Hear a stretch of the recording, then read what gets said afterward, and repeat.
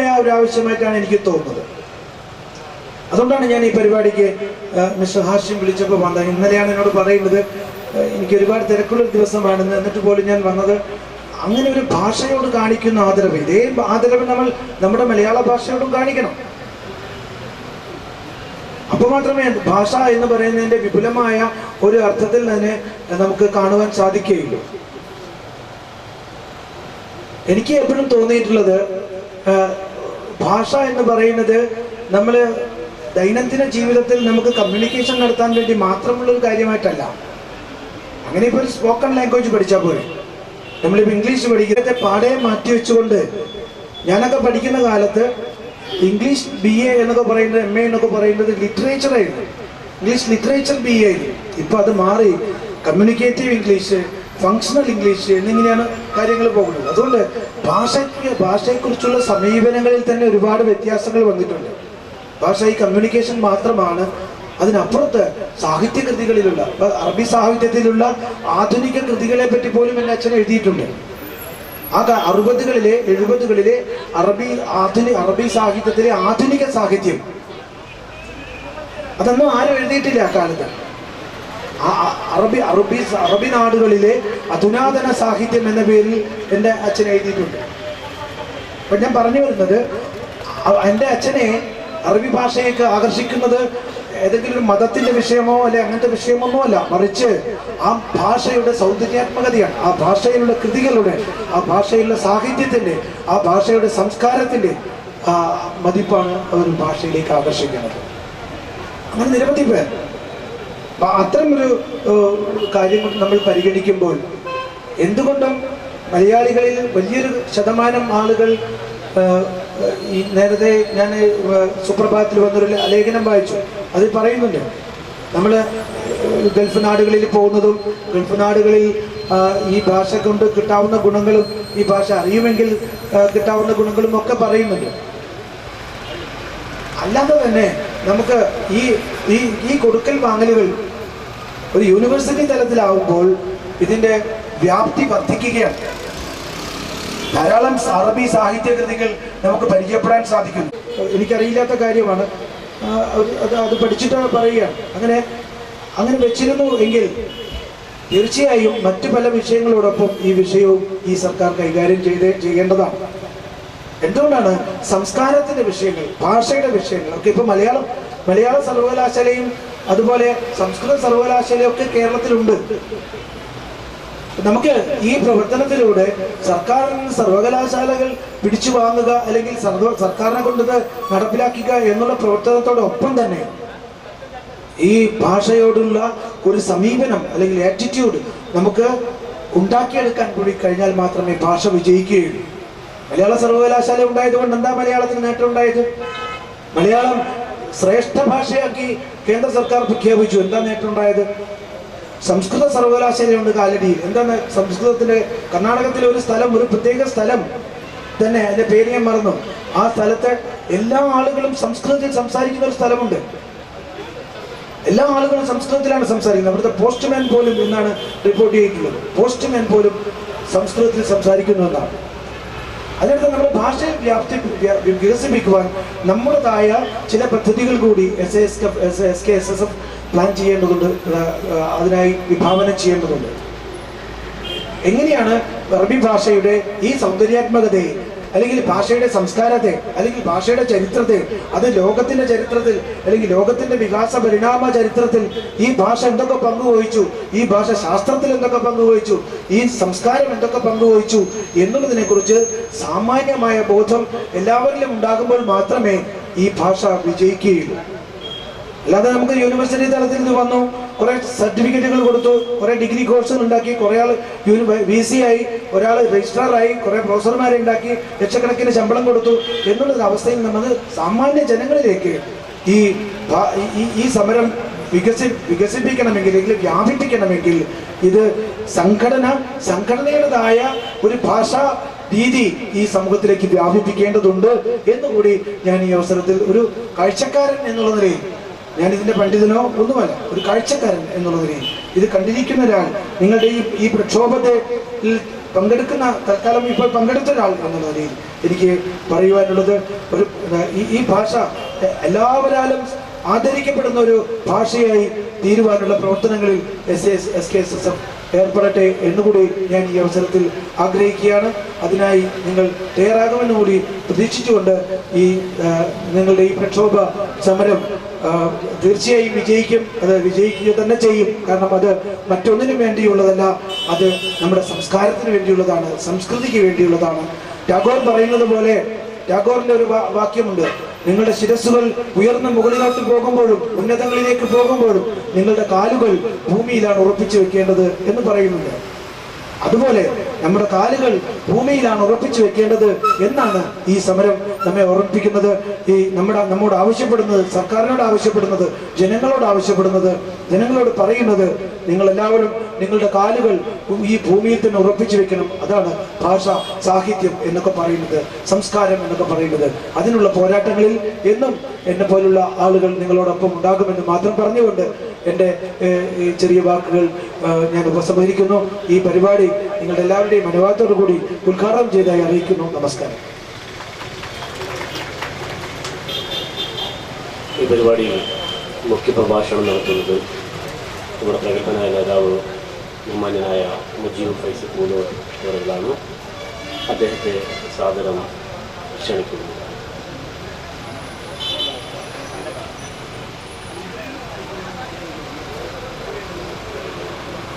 അസ്സലാമു അലൈക്കും വറഹ്മത്തുള്ളാഹി വബറകാതുഹു. ബിസ്മില്ലാഹിർ അൽഹംദുലില്ലാഹി വസ്സലാത്തു വസ്സലാമു അലാ അഷ്റഫിർ റസൂലില്ലാഹി വഅലാ ആലിഹി വസഹ്ബിഹി. എന്നെ ശ്രമിക്കുന്ന സഹോദര സമുദായാംഗങ്ങൾക്ക് അവരർഹിക്കുന്ന സകലവിധ അഭിവാദ്യങ്ങളും ആദ്യമേ സമർപ്പിക്കുന്നു. ബഹുമാനപ്പെട്ട മുരളി സാർ, അഭിവന്ദരായ സിദ്ദീഖ് നദ്വി, ഹാഷിം അരിയിൽ, ബഹുമാനപ്പെട്ട അഡ്വക്കേറ്റ് ഹനീഫ്, ബഹുവന്ദരായ സാലുദ്ദീൻ നിസാമി, ഇബ്രാഹിം ഫൈസി ജഡിയാർ, SKSFന്റെ പ്രഗത്ഭനായ പ്രസിഡന്റ് താജുദ്ദീൻ ദാരിമി പടന്ന, മറ്റ് SKSFന്റെയും സമസ്തയുടെ ഇതര കീഴടങ്ങളുടെയും പ്രഗത്ഭരായ പ്രവർത്തകരെ, സഹോദരങ്ങൾ, വളരെയധികം പ്രസക്തമായ ഒരാശയം മുന്നോട്ട് വെച്ചുകൊണ്ടാണ് സമസ്ത കേരള സുന്നി സ്റ്റുഡൻസ് ഫെഡറേഷൻ ഇത്തരമൊരു സമര പരിപാടിയുമായി രംഗത്തിറങ്ങിയിരിക്കുന്നത്. കേരള ഗവൺമെന്റ് MS 14,808 2008 മെയ് 6 പുറപ്പെടുവിച്ച ഒരു ഉത്തരവിൽ പറയുന്ന നിർദ്ദിഷ്ട അന്താരാഷ്ട്ര അറബിക് സർവകലാശാല, ആ സർവകലാശാല യാഥാർത്ഥ്യമാക്കുക എന്നാണ് ഇന്ന് 14 ജില്ലകളിലെ, കേരളത്തിലെ 14 ജില്ലകളിലെ കലക്ടറേറ്റുകളിലേക്ക് മാർച്ച് നടത്തിക്കൊണ്ട് SKSSF ആവശ്യപ്പെടുന്നത്. കാരണം നേരത്തെ ബഹുമാനപ്പെട്ട മുരളി സാർ സൂചിപ്പിച്ച പോലെ സാംസ്കാരികമായി നമ്മുടെ കേരളവുമായി ബന്ധപ്പെട്ടുകൊണ്ട് നിൽക്കുന്ന ഭാഷ എന്നതിനപ്പുറം, അക്കാഡമിക്കലായി ഒരുപാട് സാധ്യതകൾ നിലനിൽക്കുന്ന ഭാഷ എന്നതിനപ്പുറം, കേരളത്തിന്റെ പൊക്കിൾക്കൊടി ബന്ധം ഈ ഭാഷയുമായി അത്രമേൽ നിലനിൽക്കുന്നുണ്ട് എന്ന് അദ്ദേഹം സൂചിപ്പിച്ചു. അതിനുമപ്പുറം ഈ രാജ്യത്തിന്റെ സാമ്പത്തിക വ്യവസ്ഥ പോലും താങ്ങി നിർത്തുന്ന ഒരു വാണിജ്യ മേഖലയുമായി കൊണ്ട് അഭേദ്യമായി ബന്ധം പുലർത്തുന്ന ഒരു ഭാഷ എന്നതുകൊണ്ട് തന്നെ രാജ്യത്തിന്റെ സർവോന്മുഖമായ പുരോഗതിക്കും ഉപകാരപ്പെടുന്ന ഒരു ഭാഷയാണ്. മതത്തിന്റെയും ജാതീയതയും വർഗീയതയുടെയും അതിർവരം വിട്ടുകൊണ്ട് ഈ ഭരണത്തിന്റെ ഉത്തരതലപ്പത്തിരിക്കുന്ന ആളുകൾ അതിനെ നിഷ്കാസനം ചെയ്യുവാൻ വേണ്ടി മത്സരിച്ചു കൊണ്ടിരിക്കുന്നത്. അതിനെതിരെ ശക്തമായ പ്രക്ഷോഭ പരിപാടികളിലുമായി മുന്നോട്ട് പോകുവാൻ തന്നെയാണ് SKSSF തീരുമാനിച്ചിരിക്കുന്നത്. ആ ഒരു സന്ദേശമാണ് ലോകത്തിന്റെ മുമ്പിലേക്കും അതുപോലെ തന്നെ ഉത്തരവാദപ്പെട്ട ഭരണകൂടത്തിന്റെ തലപ്പത്തിരിക്കുന്ന ആളുകളുടെ ശ്രദ്ധയിലേക്കും പെടുത്തുവാൻ ഞങ്ങൾ ആഗ്രഹിക്കുന്നത്. കാരണം ഇതൊരു നിസ്സാര വിഷയമല്ല. ഗവൺമെന്റ് ഓർഡർ പുറപ്പെടുവിച്ച ഒരു വിഷയവുമായി ബന്ധപ്പെട്ടുകൊണ്ട് തന്നെ ആ ഭരണകൂടത്തിൽ തന്നെ നിൽക്കുന്ന ഒരു വകുപ്പിന്റെ അഥവാ ധനകാര്യ വകുപ്പിന്റെ ഉത്തരവാദിത്തപ്പെട്ട ആളുകൾ പുറപ്പെടുവിച്ചതായ ചില കുറിപ്പുകൾ, അഡീഷണൽ ചീഫ് സെക്രട്ടറി പുറപ്പെടുവിച്ച കുറിപ്പുകളെ കുറിച്ച് നമുക്കറിയാം. അതിന് ജിജി തോംസൺ എന്ന് പറയുന്ന ചീഫ് സെക്രട്ടറി അനുമതി കൊടുക്കുകയും അതുമായി ബന്ധപ്പെട്ടുകൊണ്ട് വീണ്ടും ചർച്ചകൾ മുന്നോട്ട് പോവുകയും ഈ അഡീഷണൽ ചീഫ് സെക്രട്ടറി എന്ന് പറയുന്ന എബ്രഹാം കുറിച്ചു വെച്ച കുറിപ്പിന്റെ അടിസ്ഥാനത്തിൽ ധനകാര്യ വകുപ്പ് അവസാനം ഈ നിർദ്ദിഷ്ട അറബിക് സർവകലാശാലയെ തന്നെ പരിപൂർണമായി മാറ്റിവെച്ചതും കേരളത്തിന്റെ ചരിത്രത്തിൽ നമ്മൾ വായിച്ചതാണ്. അതിന് അദ്ദേഹം നിരത്തിയതായ ന്യായങ്ങളാണോ നമ്മളിവിടെ വിശകലന വിധേയമാക്കേണ്ടത്? കേരളത്തിന്റെ വിവിധ കോണുകളിൽ നിന്നുകൊണ്ട് ഉയർന്നു വരുന്ന ആശയങ്ങളെ ഏതൊക്കെ രീതിയിൽ ഉയർന്നു വന്നാലും അതിനെയൊക്കെ ജാതിയുടെ കോണുകൊണ്ട് മാത്രം നോക്കിക്കാണുന്ന, എല്ലാത്തിനും മതത്തിന്റെ പരിവേഷങ്ങൾ നൽകുന്ന, എല്ലാത്തിനും ജാതീയതയുടെ അതിർവരം വിട്ടുകൊണ്ട് മാറ്റി നിർത്തുന്ന വെള്ളാപ്പള്ളിയെ പോലെയുള്ള ആളുകൾ മത്സരിച്ചു കൊണ്ടിരിക്കുന്ന ലോകത്ത് അതിനേക്കാളും അപ്പുറമാണോ സത്യത്തിൽ അഡീഷണൽ ചീഫ് സെക്രട്ടറിയായ അബ്രഹാമും അതുപോലെ തന്നെ ജിജി തോംസൺ എന്ന് പറയുന്ന ചീഫ് സെക്രട്ടറിയും എല്ലാം കണ്ടിട്ടും മൗനം പാലിച്ചു കൊണ്ടിരിക്കുന്ന മുഖ്യമന്ത്രി ഉമ്മൻചാണ്ടിയും ചെയ്തുകൊണ്ടിരിക്കുന്നത് എന്നോ? ഇതൊന്നും കണ്ടുകൊണ്ടിരിക്കുന്ന ആളുകൾക്ക് തുറന്നു പറയാതിരിക്കാൻ കഴിയൂല. ഖേദകരമായ പല വസ്തുതകളും ലോകത്തിന്റെ മുമ്പിലേക്ക് സമർപ്പിക്കാൻ SKSSF-നുണ്ട്. പക്ഷേ പറയുന്നതിന്റെ പരിമിതി വെച്ചുകൊണ്ട് ചില സംഗതികൾ മാത്രം നിങ്ങളുടെ ശ്രദ്ധയിലേക്ക് പെടുത്തുവാൻ ഞങ്ങൾ ആഗ്രഹിക്കുകയാണ്. കാരണം ഈ നിർദ്ദേശത്തെ തകിടമറിക്കുവാൻ വേണ്ടി, അല്ലെങ്കിൽ അന്താരാഷ്ട്ര അറബിക് സർവകലാശാല എന്ന് പറയുന്ന ആശയത്തെ ഇല്ലായ്മ ചെയ്യുവാൻ വേണ്ടി എബ്രഹാം കുറിച്ചിട്ട അഡീഷണൽ ചീഫ് സെക്രട്ടറി എന്ന് പറയുന്ന എബ്രഹാം കുറിച്ചിട്ട കുറിപ്പിൽ അദ്ദേഹം സൂചിപ്പിച്ചത് ഭരണഘടനയുടെ 8ാം ഖണ്ഡികയിൽ പറയുന്ന ഔദ്യോഗിക ഭാഷകളിലൊന്നും അറബി വരുന്നില്ല എന്നാണോ അദ്ദേഹം ഒന്നാമത്തെ ന്യായമായി പറഞ്ഞത്? ഞാൻ ചോദിക്കട്ടെ, ഭരണത്തിന്റെ എല്ലാവിധ ഇടപാടുകളിലും നമ്മൾ ഈ ഇന്ത്യയിലെ എല്ലാവിധ ഇടപാടുകളിലും നമ്മൾ നടത്തിക്കൊണ്ടിരിക്കുന്ന ഭരണഭാഷ എന്ന് പറയുന്നത് ഔദ്യോഗികമായി നമ്മൾ മലയാളമാക്കിക്കൊണ്ട് ഇപ്പോൾ മാറ്റിയിട്ടുണ്ടെങ്കിലും ഇപ്പോഴും നമ്മൾ ഉപയോഗിച്ചു കൊണ്ടിരിക്കുന്ന ഭാഷ ഇംഗ്ലീഷാണ്. കേരളത്തിലെ എന്നല്ല എല്ലാ സ്റ്റേറ്റുകളിലും അങ്ങനെ തന്നെയാ. എന്നല്ല സെൻട്രൽ ഗവൺമെന്റിന്റെയും ഭാഷ ഔദ്യോഗികമായി ഇടപെട്ടുകൊണ്ടിരിക്കുന്നത് ഇംഗ്ലീഷാണ്. ഇംഗ്ലീഷിന്റെ ഭരണഘടനയുടെ ഏത് ഖണ്ഡികയിലാണ് ഔദ്യോഗിക ഭരണഭാഷയായി അംഗീകരിച്ചത്? ഭരണഘടനയുടെ പേര് പറഞ്ഞുകൊണ്ട് അതിനെ നിഷ്കാസനം ചെയ്യുവാൻ വേണ്ടി ശ്രമിച്ചതായ ചീഫ് സെക്രട്ടറിക്ക് സത്യത്തിൽ അന്തർക്കേടിന്റെ ഏതോ രൂപത്തിലേക്ക് എത്തിയിരിക്കുന്നു എന്നാണ് ഇതിൽ നിന്നുകൊണ്ട് മനസ്സിലാക്കാൻ സാധിക്കുന്നത്. അഥവാ വംശവരിയുടെ പ്രതീകമായി കൊണ്ട് മാറിയതായ ഒരു ചീഫ് സെക്രട്ടറിയെ താങ്ങി നിർത്തിക്കൊണ്ട് ഒരു ഭരണകൂടം എത്ര കാലം പോകും? ഇതൊരു നിസ്സാര വിഷയമായി കൊണ്ട് കാണേണ്ടതല്ല. ഞാൻ അതിലേക്ക് ആഴത്തിലിറങ്ങി പോകുന്നില്ല, നിങ്ങൾക്ക് സൂചന മാത്രം നൽകുകയാണ്. അദ്ദേഹം രണ്ടാമതായി കുറിച്ചിരിക്കുന്ന വിഷയം എന്ന് പറയുന്നത് ഇതിൽ സാമ്പത്തികമായി കൊണ്ട് ഈ രാജ്യത്തിന്റെ ഈ കേരള സംസ്ഥാനത്തിന്റെ നിലവിലുള്ള സാമ്പത്തിക പരിതസ്ഥിതി പരിഗണിച്ചുകൊണ്ട് ഒരിക്കലും അനുവദിക്കാൻ കഴിയില്ല ഇത്രയധികം തുക എന്നുള്ളതാണ്. അതൊരു പക്ഷേ നിങ്ങൾ പെട്ടെന്ന് കേൾക്കുമ്പോൾ ശരിയെന്ന് തോന്നിയേക്കാം. പക്ഷെ അദ്ദേഹം പല വസ്തുതകളും മറച്ചു വെച്ചിട്ടുണ്ട്. ഈ കുറിപ്പ് കൊടുത്തതായ അല്ലെങ്കിൽ ഇതിനു വേണ്ടി നിർദ്ദേശം സമർപ്പിച്ചതായ ബഹുമാനപ്പെട്ട ഡോക്ടർ AV അൻവർ അധ്യക്ഷനായിക്കൊണ്ടുള്ളതായ സമിതി അവർ സമർപ്പിച്ചിട്ടുള്ളതായ അതിനുതകുന്നതായ മാർഗനിർദ്ദേശങ്ങളും നൽകിയിട്ടുണ്ട്. എങ്ങനെ പണം സ്വരൂപിക്കാമെന്ന് നമുക്കറിയാലോ. നമ്മളിവിടേക്ക് ഒരു വിമാനത്താവളം കൊണ്ടുവരികയാണെങ്കിൽ, അതുപോലെയുള്ള എന്ത് കൊണ്ടുവരികയാണെങ്കിലും സ്മാർട്ട് സിറ്റി പോലും നടപ്പിലാക്കുവാൻ വേണ്ടി അറബികളുടെ സഹായം തേടിയ ആളുകളാണ് നമ്മൾ എന്നുള്ളത് ഇവിടെ ആരും മറച്ചു വെക്കേണ്ടതല്ല. എന്തിനാണ് ഇവിടെ പുറത്തു നിന്നുകൊണ്ട് സാമ്പത്തികമായി കൊണ്ട് സഹായം തേടാത്തത്? അതിനൊക്കെ ഉതകുന്നതായ മാർഗങ്ങൾ സത്യത്തിൽ AV അൻവർ നിർദ്ദേശിച്ചതായ ആ ഖണ്ഡികയിൽ തന്നെ വളരെ വ്യക്തമായി കൊണ്ട് സൂചന നൽകിയിട്ടുണ്ട്. മാത്രമല്ല TP ശ്രീനിവാസനെ പോലെയുള്ള ഉന്നത വിദ്യാഭ്യാസ കൗൺസിലിന്റെ തലപ്പത്തിരിക്കുന്ന ആളുകൾ കൂടിയിരുന്നു കൊണ്ട് രൂപപ്പെടുത്തിയെടുത്തതായ റിപ്പോർട്ടിൽ അതിന്റെ സാധ്യമായ പ്രായോഗികമായ മാർഗങ്ങളും നിർദ്ദേശിച്ചു വെച്ചിട്ടുണ്ട്. അതിനെയൊന്നും ഭരണതലത്തിലേക്ക് കൊണ്ടുവരാതെ സാമ്പത്തികത്തിന്റെ പേര് പറഞ്ഞുകൊണ്ട് മാത്രം അതിനെയൊക്കെ നിരാകരിക്കുകയും തടസ്സം നിൽക്കുകയും ചെയ്ത ആളുകൾ സത്യത്തിൽ അവരുടെ താല്പര്യങ്ങൾ നടപ്പിലാക്കുവാൻ വേണ്ടി, അഥവാ അതിനു വേണ്ടി ചില ഉട്ടവട്ടങ്ങൾ ഇവിടേക്ക് നടന്നിട്ടുണ്ട്. മുഖ്യമന്ത്രി ഉമ്മൻചാണ്ടി അതിൽ പ്രതിയാണ്. KM മാണി എന്ന് പറയുന്ന ഇടക്കാലഘട്ടത്തിൽ രാജിവെച്ചു പോയ ധനകാര്യ വകുപ്പ് മന്ത്രി അതിൽ പ്രതിയാണ്. ജിജി തോംസൺ പ്രതിയാണ്. അതുപോലെ തന്നെ എബ്രഹാമും പ്രതിയാണ്. ഇവരൊക്കെ പഠിച്ചുകൊണ്ടിരിക്കുന്ന എല്ലാത്തിനും പല ന്യായങ്ങളും നിയമങ്ങളും നടപ്പിലാക്കിക്കൊണ്ടിരിക്കുന്ന ആളുകൾ ഉണ്ട്. തൃശൂർ അതിരൂപതയുടെ കീഴിൽ ആദ്യമായി കൊണ്ടൊരു നിർദ്ദേശം മുന്നോട്ട് വെച്ചപ്പോ അതിലേക്കൊരു പ്രൈവറ്റ് സർവകലാശാലയുടെ അല്ലെങ്കിൽ സ്വകാര്യ സർവകലാശാലയുടെ നിർദ്ദേശം നടപ്പിലാക്കി കൊണ്ടുവരുവാൻ വേണ്ടി എന്തേ ഈ മാനദണ്ഡങ്ങളൊന്നും നിങ്ങൾക്ക് ബാധകമായിരുന്നില്ലേ? അതിനു വേണ്ടിക്കൊണ്ട് എന്തൊക്കെ രീതിയിലുള്ള വഴിവിട്ട കളികളാണ് നിങ്ങൾ നടപ്പിലാക്കിയത്?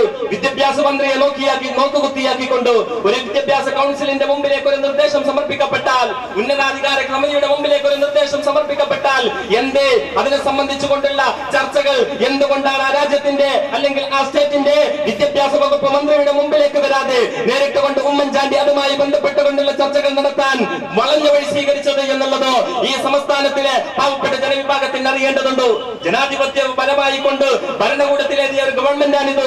അതുകൊണ്ട് തന്നെ അതിനെ തകിടമറിക്കുന്ന വർഗീയപരമായി കൊണ്ട് ഒരു ന്യൂനപക്ഷത്തിന്റെ അജണ്ടകൾ മാത്രം നടപ്പിലാക്കുവാനുള്ള വിട്ടൂരം കാണിച്ചുകൊണ്ടിരിക്കുന്ന അർഹമായ അവകാശങ്ങളെ ചോദിക്കുന്നവന്റെ മുമ്പിലേക്ക് അനാവശ്യമായി കൊണ്ട് മുദ്ര കുത്തിക്കൊണ്ടിരിക്കുന്ന ഈ സമീപനം സേവനങ്ങൾ അവസാനിപ്പിക്കേണ്ടതുണ്ട്. മൂന്നാമതായിക്കൊണ്ട് എബ്രഹാം കുറിച്ചിട്ട കുറിപ്പിൽ പറഞ്ഞത്, ഈ ഭാഷ ഇവിടെ വന്നാൽ, അറബിക് സർവകലാശാല ഇവിടെ നടപ്പിലാക്കിയാൽ, അന്താരാഷ്ട്ര ഈ അറബിക് സർവകലാശാല എന്ന് പറയുന്ന ഈ ആശയം ഇവിടെ നടപ്പിലാക്കി കഴിഞ്ഞാൽ വർഗീയ സ്പർദ്ധയുണ്ടാകുമെന്നാണ്. എന്തിന്റെ അടിസ്ഥാനത്തിൽ അദ്ദേഹം ഇത് പറഞ്ഞത്? ഇത് എഴുതി വെച്ചപ്പോ അതിനെ അംഗീകരിച്ചുകൊണ്ട് ജിജി തോംസൺ എന്ന് പറയുന്ന ചീഫ് സെക്രട്ടറി അതിനെ മുന്നോട്ട് നീക്കിയപ്പോ, അതിന് അവസാനം എല്ലാത്തിനെയും സാമ്പത്തികത്വത്തിന്റെ പേര് പറഞ്ഞുകൊണ്ട് കെ എം മാണി അതിനെ അംഗീകരിച്ചുകൊണ്ട് ആ റിപ്പോർട്ട് അങ്ങോട്ട് തള്ളിയപ്പോ, ഫയൽ തന്റെ മുമ്പിൽ നിന്നുകൊണ്ട് തള്ളിയപ്പോ, എന്ത് നിലപാടാണോ ബഹുമാന്യനായ മുഖ്യമന്ത്രി സ്വീകരിച്ചത്, എന്ത് നിലപാടാണ് UDF ഗവൺമെന്റ് തീരുമാനിച്ചത് അറിയാൻ ഞങ്ങൾക്ക് താല്പര്യമുണ്ട്. കാരണം കഴിഞ്ഞ ഗവൺമെന്റ് പുറപ്പെടുവിച്ച, അല്ലെങ്കിൽ കഴിഞ്ഞ തെരഞ്ഞെടുപ്പിന്റെ കാലഘട്ടത്തിൽ പുറപ്പെടുവിച്ച പ്രകടന പത്രികയിൽ മുഖ്യമായ ഒരു ആശയം ഇതായിരുന്നു: ഭരണമിത അവസാനിക്കാൻ പോകുന്നു, ഏതാനും ദിവസങ്ങൾ കൂടിയോ മാസങ്ങൾ കൂടിയോ കഴിഞ്ഞാൽ പെരുമാറ്റച്ചട്ടം നിലവിൽ വരും, തെരഞ്ഞെടുപ്പിന്റെ വിജ്ഞാപനം വരും. ആ തെരഞ്ഞെടുപ്പിന്റെ വിജ്ഞാപനം വരുന്നതിന്റെ മറവിൽ ജനങ്ങളെ കണ്ണിൽ പിടിയിടാൻ വീണ്ടും ചിലത് പ്രഖ്യാപിച്ചുകൊണ്ട് അത് മാറ്റിവെക്കാനാണ് നിങ്ങളുടെ താല്പര്യമെങ്കിൽ, എന്റെ പ്രിയപ്പെട്ട സഹോദരങ്ങളെ, നരേന്ദ്രൻ കമ്മീഷൻ പാക്കേജ് പ്രഖ്യാപിച്ചത് നമ്മൾ മറന്നുപോയിട്ടില്ല. ഈ പാവപ്പെട്ട സമുദായത്തെ നശിപ്പിക്കുവാൻ വേണ്ടി, അല്ലെങ്കിൽ അവരെന്തൊക്കെയോ വാങ്ങിക്കൂട്ടുന്നു എന്നുള്ള ലേബലിൽ ഉത്തരവാദിത്തപ്പെട്ട ഉന്നത സ്ഥാനങ്ങളിൽ നിൽക്കുന്ന ചില മതവിഭാഗത്തിന്റെ ആളുകൾ നടപ്പിലാക്കിക്കൊണ്ടിരിക്കുന്ന ആശയങ്ങളുടെ ഏറാൻമൂലകളായിക്കൊണ്ട് മാറുന്ന ആളുകൾ നടപ്പിലാക്കിക്കൊണ്ടിരിക്കുന്ന ഇടൻ അജണ്ടകൾ കാണാതെ പോകരുത്. ഞാൻ സൂചിപ്പിച്ചു വന്നത്, നരേന്ദ്രൻ പാക്കേജിന് സംഭവിച്ചതുപോലെയുള്ള ഒരു തട്ടിപ്പ് തന്നെയാണോ നിങ്ങൾ ഈ അന്താരാഷ്ട്ര അറബിക് സർവകലാശാലയെ ഇങ്ങനെ ചർച്ച ചെയ്ത് നീട്ടിക്കൊണ്ടുപോയി അവസാനം തെരഞ്ഞെടുപ്പിന്റെ വിജ്ഞാപനത്തിന്റെ തലേന്നാൾ പുറപ്പെടുവിച്ച് പെരുമാറ്റച്ചട്ടത്തിന്റെ ചുവപ്പ് നാടുകൾ കുടുക്കിയിട്ടുകൊണ്ട് വീണ്ടും നശിപ്പിക്കാനാണ് താല്പര്യമെങ്കിൽ അത് തിരിച്ചറിയാൻ മാത്രം ഈ കേരളത്തിലെ പ്രബുദ്ധ ജനത പ്രതിജ്ഞാബദ്ധമാണ് എന്ന് സൂചിപ്പിക്കാൻ വേണ്ടി താല്പര്യപ്പെടുകയാണ്. കാരണം ഇതൊരു വിഭാഗത്തിന്റെയോ, ഇതൊരു മതത്തിന്റെയോ, ഏതെങ്കിലും ഒരു ജാതിയുടെയോ, ഏതെങ്കിലും ഒരു വിശ്വാസി സമൂഹത്തിന്റെയോ മാത്രം താല്പര്യമല്ല. അറബി സംസാരിക്കുന്നവരെല്ലാം മുസ്ലിങ്ങളല്ല, എല്ലാ മുസ്ലിങ്ങളും അറബി സംസാരിക്കുന്നവരുമല്ല. അറബി ഒരു ഭാഷയാ. അതിനെ എന്തിനാണ് നിങ്ങൾ മതത്തിന്റെ പേര് പറഞ്ഞുകൊണ്ട് അതിൽ വരമ്പെടുക്കൾ ഇട്ടുകൊണ്ട് തീർക്കുന്നത്? ഇവിടെയുള്ള മിക്ക യൂണിവേഴ്സിറ്റിക്ക് കീഴിലും അറബി പഠനം നടക്കുന്നുണ്ട്. നമ്മളൊക്കെ 4ാം ക്ലാസ് മുതൽ സ്കൂളിൽ വെച്ചുകൊണ്ട്, ഗവൺമെന്റ് സ്കൂളുകളിൽ വെച്ചുകൊണ്ട് മതപഠനം അല്ലെങ്കിൽ അറബി ഭാഷ പഠിച്ചവരാ. ആ അറബി ഭാഷ പഠിച്ചപ്പോ ഞങ്ങളൊപ്പരം അനൂപും ജേക്കബും ഒക്കെ ഉണ്ടായിരുന്നു, അതുപോലെ തന്നെ അരവിന്ദനും അതുപോലെയുള്ള ആളുകളൊക്കെ ഉണ്ടായിരുന്നു. പക്ഷെ അവരാരും തീവ്രവാദത്തിന്റെ പേര് പറഞ്ഞുകൊണ്ട്, വർഗീയതയുടെ പേര് പറഞ്ഞുകൊണ്ട് എബ്രഹാമിന്റെ കൂട്ടത്തിലോ ജി തോംസന്റെ കൂട്ടത്തിലോ അതിന് അനുനിന്നതായ ഉമ്മൻചാണ്ടിയുടെ കൂട്ടത്തിലോ പെട്ടവരായിരുന്നില്ല എന്ന് പറയാൻ താല്പര്യമുണ്ട്. ഇത് പറയിപ്പിച്ചിട്ട് പറയുകയാ, ഇതൊരു സൂചന മാത്രമാണ്. എങ്ങനെയാണ് ഒരു ഭാഷ വർഗീയമാകുന്നത് എന്നറിയാൻ 22ഓളം ലോകരാഷ്ട്രത്തിൽ ഔദ്യോഗിക ഭാഷയാണ് ഈ അറബി എന്ന് പറയുന്നത്. UN-ന്റെ ഔദ്യോഗിക ഭാഷകളിൽ 6ാം സ്ഥാനത്ത് നിൽക്കുന്ന 6 ഭാഷകളിൽ ഒന്ന് എന്ന് പറയുന്നത് അത് അറബിയ. ഇതിനെ എങ്ങനെയാണ് ഒരു പാർശ്വവൽക്കരിക്കപ്പെടുക?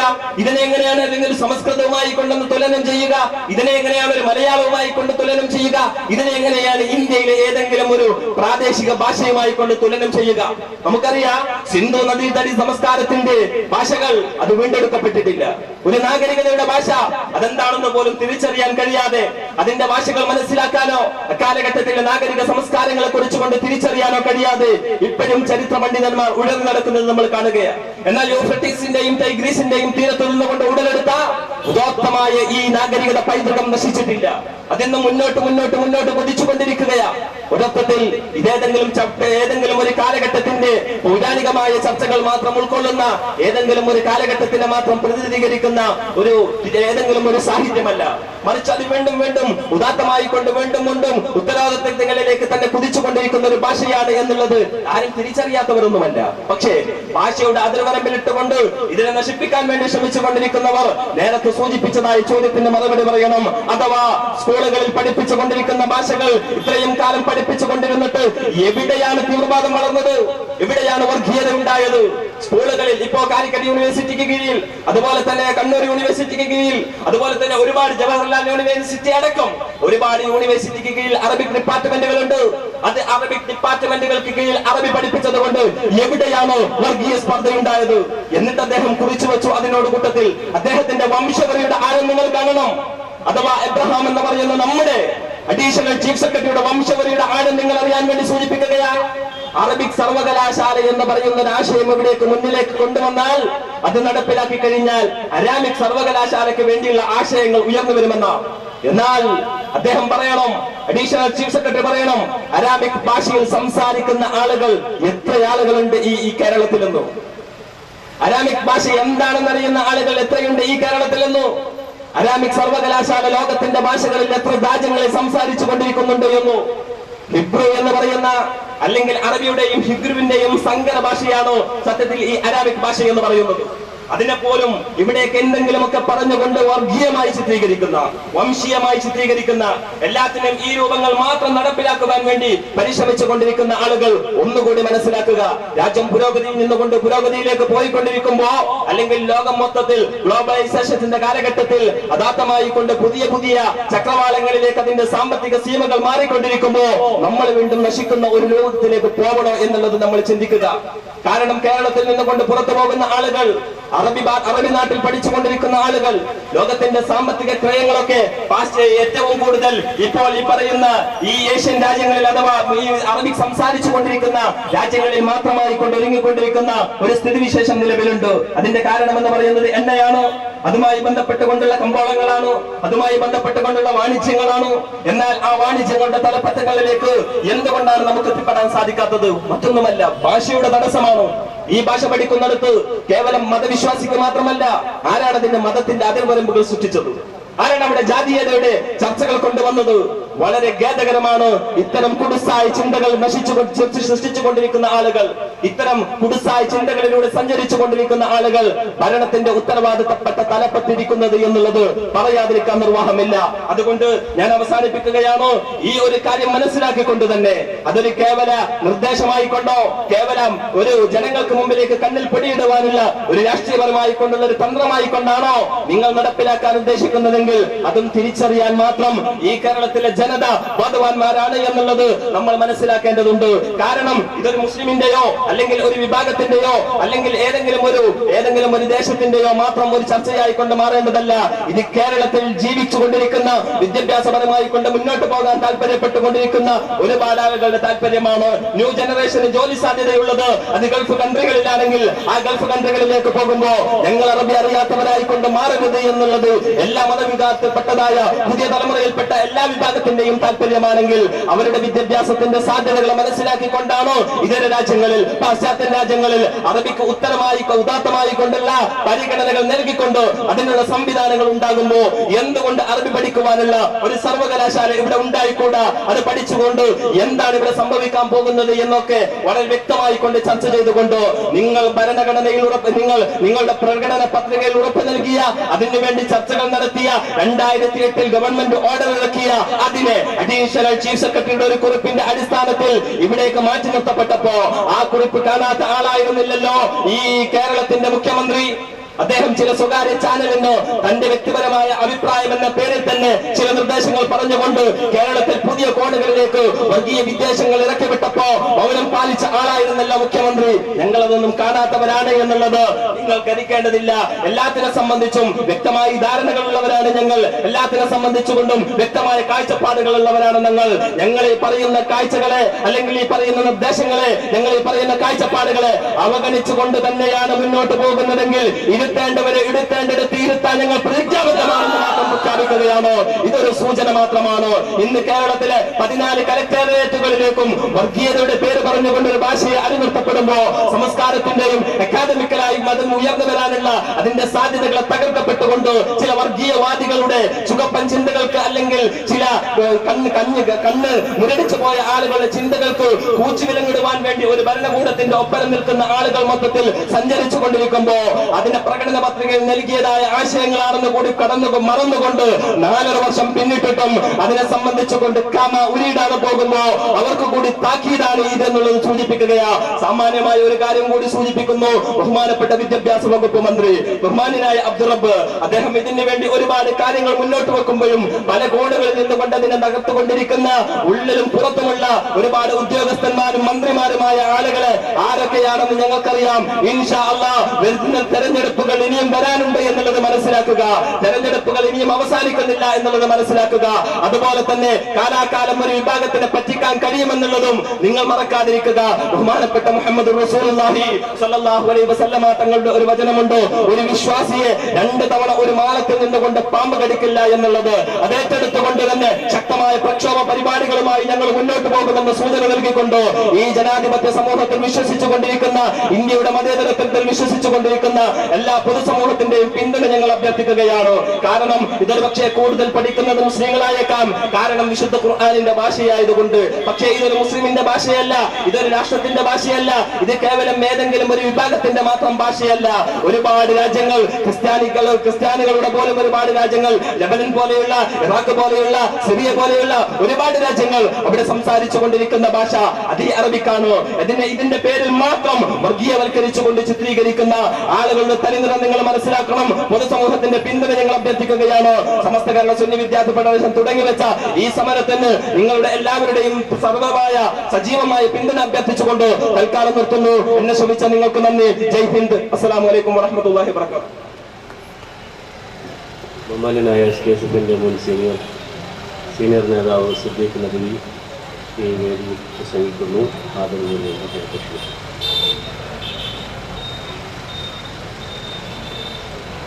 അസ്സലാമു അലൈക്കും വറഹ്മത്തുള്ളാഹി വബറകാതുഹു. സമാദരണീയരായ നേതാക്കളെ, പ്രിയപ്പെട്ട സഹോദരന്മാരെ, ഒരു ദീർഘമായ പ്രസംഗത്തിന്റെ പ്രസക്തി ഇവിടെയില്ല. അറബി ഭാഷയുമായി ബന്ധപ്പെട്ട സുപ്രധാന